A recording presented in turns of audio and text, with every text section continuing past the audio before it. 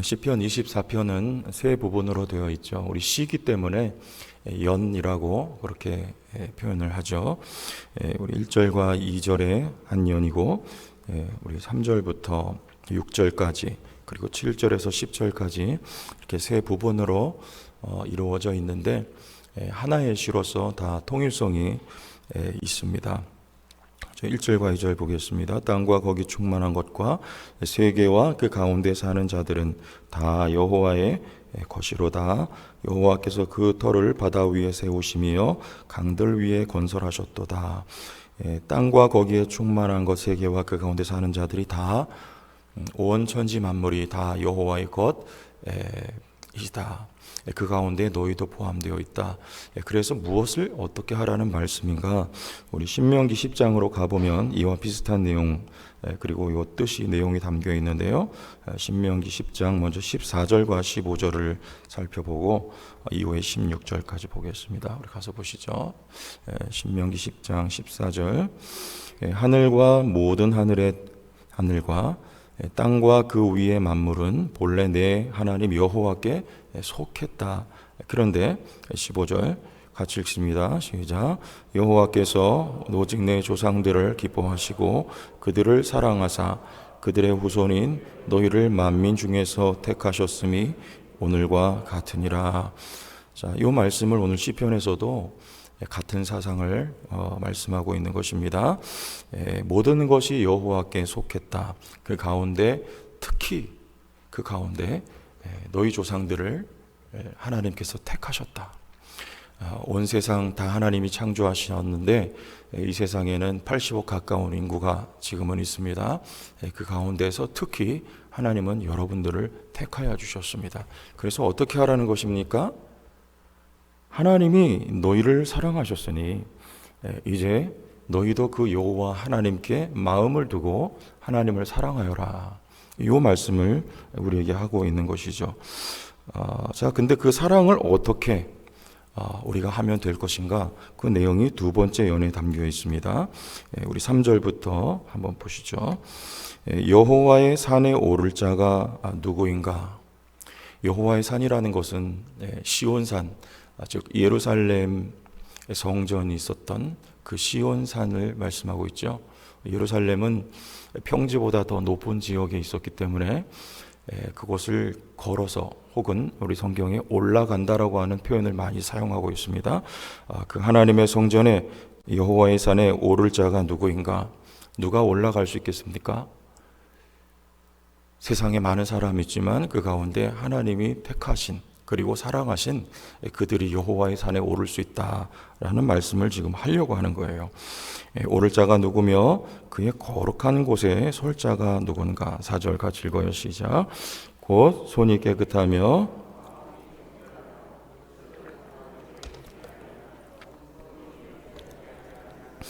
자, 이렇게만 보면 우리가 착하게 살고 정직하게 살면 된다 이렇게 볼 수 있는데, 마음이 여기 핵심 단어입니다. 마음이 정결하며 뜻을 허탄한 데 두지 않고, 마음과 뜻, 중심을 허탄한 곳에 두지 않고, 그러면 어디에 두면 되겠습니까? 하나님이 만물 가운데 모든 사람 중에 택한 하나님의 백성들은 뜻을 어디에 두며 살아야 하고, 또 어디에 두게끔 하나님이 역사하시는가? 어디에요? 하나님께죠. 우리 아까 신명기 10장 이어서 16절을 보겠습니다. 16절 보시고 같이 시작. 그러므로 너희는 마음의 할례를 행하고 다시는 목을 곧게 하지 말라. 자, 여기서 마음 이야기하고 있죠. 할례는 이스라엘 백성들이 몸의 할례를 받았지만, 그러나 사도 바울은 로마서에서 우리 육신의 할례보다도 마음의 할례, 이것을 하나님이 인정하시는, 그리고 보시는, 주지하시는 할례다. 마음의 할례는 어떻게 하는 것입니까? 이스라엘 백성이라고 하는 표지는 육신의 살갗을 베어내는 것보다도 마음을 하나님께 두는, 하나님을 사랑하는, 하나님께 속해서 하나님을 추구하고 허탄한 데 마음을 두지 않고, 여러분 오늘 마음을 어디에 두셨습니까? 이 세상 그 무엇에도 마음을 두지 않고 하나님께만 두는, 하나님만을 소망하는, 요게 마음에 할례 받은 사람들 아니겠습니까? 그래서 마음이 청결하며 뜻을 허탄한 데 두지 아니하는 이들이 마음에 할례 받은 자들로 하나님의 백성으로 여호와의 산에 거룩한 곳에 설 수 있다, 그런 말씀을 하고 있는 것이죠. 5절, 그는 여호와께 복을 받고 구원의 하나님께 의를 얻는다. 여기 복, 구원, 의, 여기 다 같은 의미들입니다. 우리를 구원하신 하나님은 우리에게 복을 주신 하나님이며 그 복의 내용은 곧 하나님의 의라고 하는 것이죠. 여러분, 의가 없어서, 그죠? 소돔과 고모라에 의인이 없어서 망했죠. 하나님, 하늘의 의입니다. 의가 있으면 그가 곧 구원받은 자요 하나님의 백성이 되는 것인데, 이와 같은 마음에 할례 받은 영적인 이스라엘들에게는 하나님이 구원이며 또 복을 주시며 특별히 하나님의 의를 주셨다. 우리 로마서 말씀에 바울이 이야기했지 않습니까? 하나님의 의를 우리가 믿음으로 말미암아 얻었다. 이것이 이스라엘 백성들이 받은 축복입니다. 6절에 더 정확하게 자세히 나오고 있습니다. 이는 여호와를 찾는 족속이요. 여호와를 아무나 찾을 수 있는 것이 아니고, 우리 창세기 4장 26절 말씀 가서 보면 이 셋과 그 아들들이, 창세기 4장 26절, 셋도 아들을 낳고 그의 이름을 에노스라 하였으며 그때의 사람들이 비로소 여호와의 이름을 불렀더라. 앞에 가인들의 후손들 이름이 쭉 나오지만 그들이 여호와의 이름을 불렀더라는 말은 나오지 않고, 여기 셋과 그 후손들이 여호와의 이름을 불렀더라 이렇게 말씀을 하고 있는데, 여러분, 이것이 큰 축복이라는 말이에요. 그들이 하나님 택한 백성이고 그들을 하나님이 구원하셨고 또 그 계열을 구원하실 것이고 그들에게 의와 복을 더해 주실 것이다, 이 말씀을 하고 있습니다. 여호와를 찾는 족속, 여러분 6월 한 달도 여호와를 찾는 족속으로 사십시오. 여호와를 찾는 것이 큰 복이다. 여호와를 찾는 족속이요 야곱의 하나님의 얼굴을 구하는 자로다. 근데 그 하나님은 어떤 하나님이냐? 야곱의 하나님.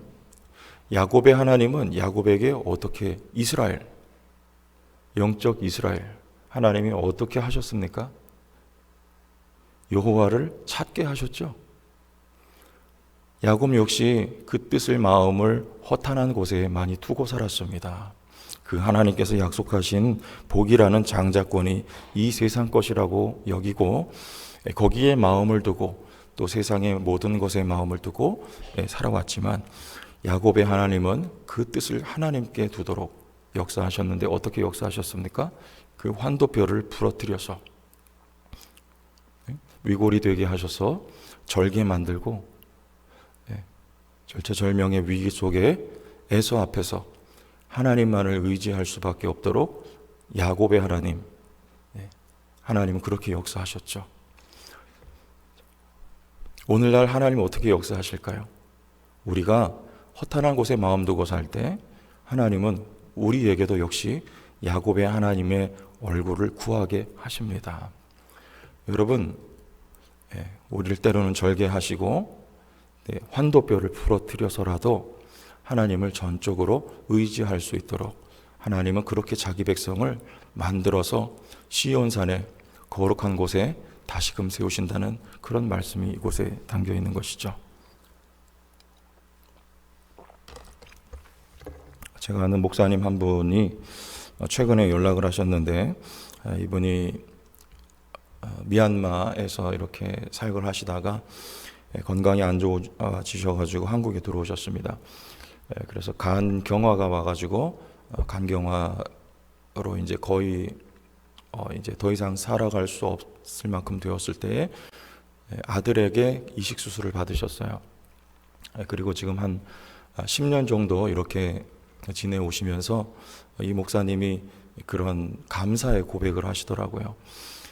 이 간경화가 오고 이식 수술을 하면 평생을 면역 억제제를 먹어야 된대요. 그런데 특히 언제 먹냐면 환절기 때 면역력이 떨어지잖아요.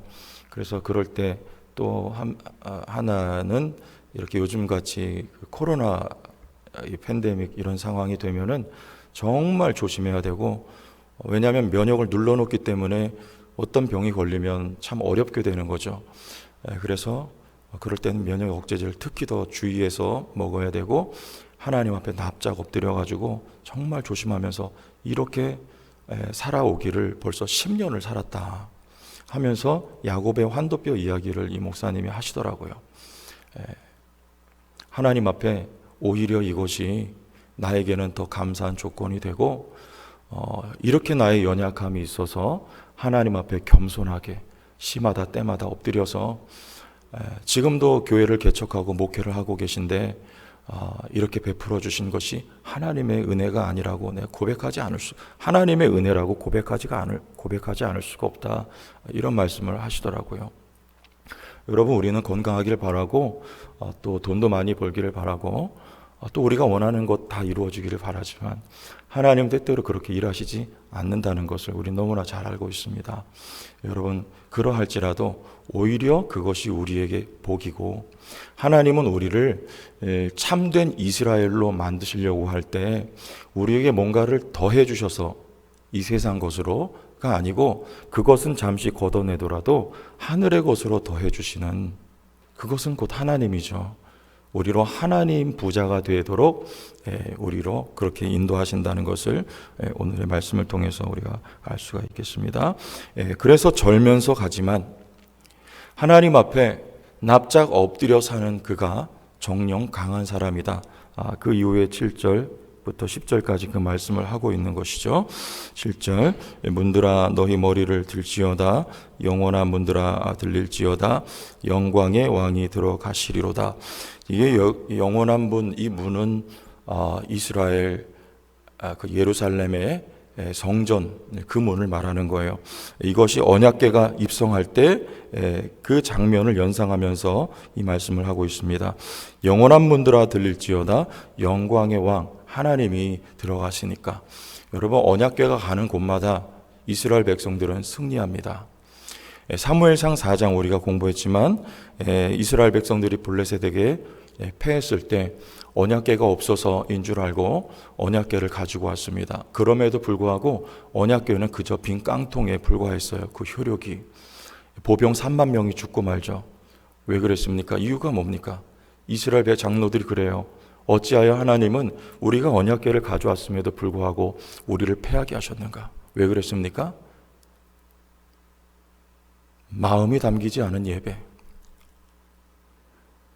마음의 할례 받아야 허탄한 곳에 마음을 두지 않고 우리가 하나님께 마음을 두고 하나님을 사랑하는 그런 참 이스라엘 백성이 되기 위해서 우리로 야곱의 하나님을 배우게 하시는, 그래서 하나님만을 전적으로 구하고 찾으면서 살아갈 때에 여러분, 우리가 비록 인생길을 야곱처럼 다리를 절며 가는 한이 있더라도 그때에 하나님은 우리의 능력이 되신다는 말씀을 하고 있어요. 8절 같이 한번 읽어보겠습니다. 시작. 영광의 왕이 누구시냐? 강하고 능한 여호와시요 전쟁에 능한 여호와시로다. 여러분에게 하나님은 강하십니다. 하나님은 능력이 있으십니다. 하나님은 전쟁에 능하십니다. 나는 힘이 없습니다. 나는 다리를 때로는 접니다. 나는 돈이 없습니다. 나는 육신이 약합니다. 나는 사회적으로 낮은 위치에 있습니다. 그러나 괜찮습니다. 우리의 마음을 허탄한 곳에 두지 않은 마음의 할례 받은 이스라엘들이여, 하나님이 여러분과 함께 계십니다. 문들아 머리를 들어라. 영원한 문들아 들릴지어다. 영광의 왕이 들어가시리로다. 여호와는 강하시며 그는 능하시며 여러분 삶의 모든 싸움을 하나님이 대신하여 싸워 주실 때에 하나님의 승리는 곧 여러분의 승리가 될 줄로 믿으시기를 바랍니다. 6월 한 달 우리 그렇게 살아갑시다. 하나님만을 의지하고 마음을 허탄한 곳에 두지 아니한 영적인 이스라엘들이요, 마음의 할례를 받고 여호와 하나님의 얼굴을 구하는 야곱의 하나님을 배워가는 한 달이며, 따라서 하나님께서 여러분의 가정과 삶을 지키시고 우리 교회를 지키시고 여러분을 위하여 싸우시는 능하신 하나님을 경험할 수 있는 이 한 달이 될 수 있기를 주의 이름으로 축원합니다. 주의 영광 이곳에 가득해